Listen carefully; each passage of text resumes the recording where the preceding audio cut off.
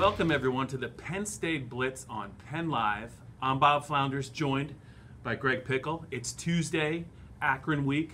James Franklin met with the media earlier today, and there was some very interesting news, Greg, with the depth chart, which was also released today. DeAndre Tompkins is now running first team at wide receiver, and Saeed Blacknall, a pick for everyone to be dominant receiver in the Big Ten, is not. Yeah, I think that we saw something that James Franklin talked a lot about in the spring, where he's going to throw guys in spots that he think they've earned. And it's not to say Blacknall hasn't earned that spot, right. But keep in mind he had some roadblocks at the end of the 2016 season. DeAndre Tompkins didn't, and James Franklin talked a lot about his maturity as a wide receiver, also as a punt returner where he's a first-teamer. Right. I suspect we'll see plenty of Saeed Blacknall, but that was definitely a notable part of the depth chart release today. Yeah, Saeed missed the Rose Bowl due to suspension. DeAndre Tompkins was a very good player for Penn State in the first half of 2016 season, averaged better than 16 yards a catch. Big moments against Maryland and against Pittsburgh. He got hurt in the Ohio State game, but it looks like he's all the way back. That wasn't the only news I thought on the depth chart. James talked about the true freshmen that he wants to play, and two of them showed up on the depth chart, second team and third team at cornerback. Yeah, you're looking at Tariq Castro-Fields, the former 4-star from Maryland, and also Lamont Wade, the 5-star from Clarendon. And these are two guys we've heard about all summer. Wade, of course, came in early. He got here in January.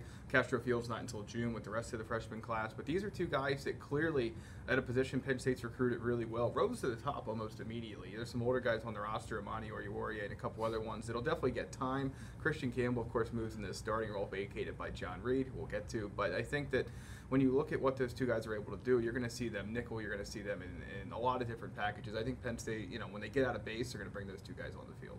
I want you to say Amani Oruwariye 5 times One fast. more time. I dare you. And then spell it, right? You alluded to it. John Reed, the corner, the returning starter, is not even on the depth chart. He had a knee injury in spring, not expected to play. The fact that he's not even on the depth chart pretty much seals the deal there. One more true freshman note: the defensive end they really like, Sean Spencer really likes him.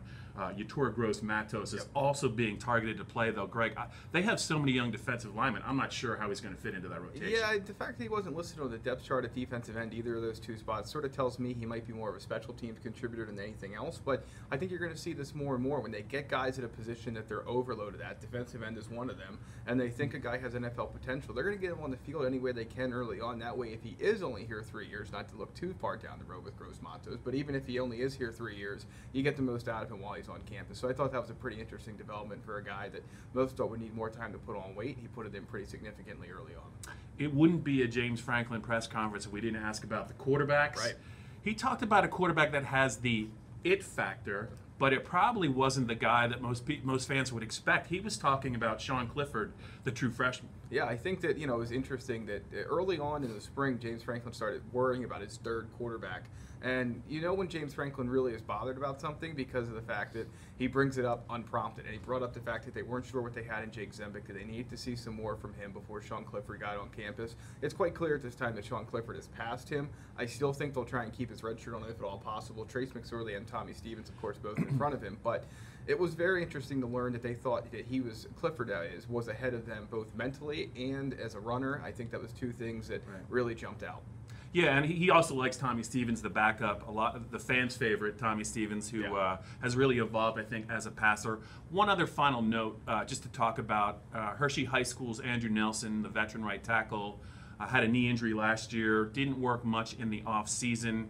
He's kind of listed, Greg, as a co-number 1 at right tackle with Chaz Wright, but listening to James, it really sounds like Chaz Wright's probably going to be the guy at the start of the year. Right. But he expects Andrew Nelson's role to expand as the season kind of moves forward. It reminded you of Derek Dowry, Connor McGovern conversation a little bit. Yeah. That's what it reminded me of. Where Derek Dowry was the guy until Connor McGovern was ready. And that's not to say Chaz Wright won't be a guy that's used more, but I do think that when you look at the setup that Penn State has, James Franklin was pretty clear about it. He said, Andrew Nelson is not ready yet. Brendan Mann is. That's why both two guys that missed the end of the season, one of them is playing Mann, of course, at right guard. One of them's not in Andrew Nelson. So I think that we'll see, obviously, probably him inserted into the starting lineup as soon as he gets healthy again. But Chaz Wright's a good guy to have because obviously health along the offensive line has been a question mark from time to time over the last few years. Yeah, Andrew Nelson, a starter since 2014, dealt with knee injuries. At one point, James Franklin used the word dominant to describe Andrew. That gave me one of the best in the country. That gave me a little pause, but we'll see how it plays out. That's been a wrap for the Penn State Blitz, and make sure you follow us and Sunday's Patriot News for our Penn State Akron coverage.